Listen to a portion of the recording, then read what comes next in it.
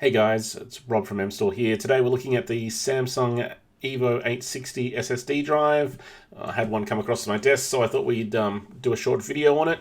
We'll have a quick look, do a bit of unboxing, and then pop it in a PC, run some tests, and see how it performs in the real world.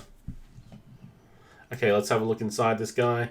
This is a standard 2.5-inch drive format. There is an M.2 format as well, but they're all SATA, no NVMe, so the performance is the same no matter which one you grab. This one is a 1TB drive. They come in variety sizes from 250 gig all the way up to 4 terabytes. Either way, performance is the same throughout the series. Let's get this guy into a machine and see if we can run some tests on it. Okay, so we've got our Crystal Diskmark software here. If you haven't really got into doing I/O testing before, that's all right. Essentially, we've got our read numbers here and our write numbers here.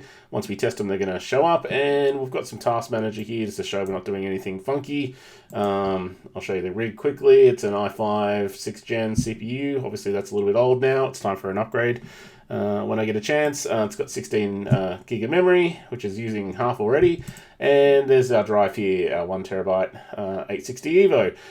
So we're going to run through this and see what we get. They're a little bit accelerated just for time. You might want to do a few more revisions, slightly bigger sizes here if you were doing a proper test, but we're just going to see if we can get some basic numbers and see if they stack up to what Samsung says.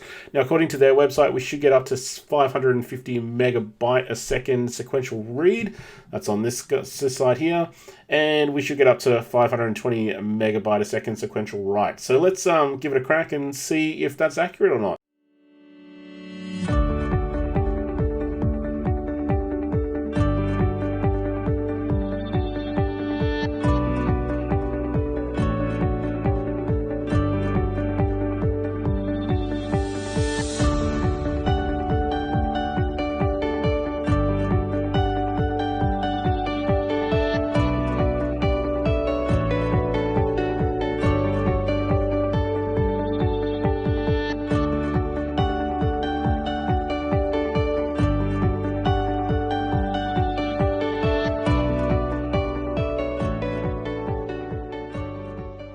Okay, so our tests are done, and surprisingly, we've got 548 megabyte per second here, so that's pretty close to the 550 that Samsung say.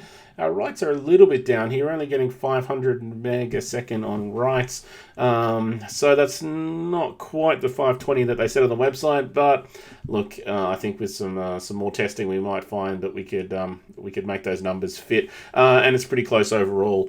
So there you go. There's some testing of the Samsung drive. Now, I have a different drive in here as my system drive. It's a Samsung 970 EVO. This is an M.2 NVMe drive. NVMe? I'm going to get it right one day. NVMe drive. So as a point of difference, let's see what that's going to get as results.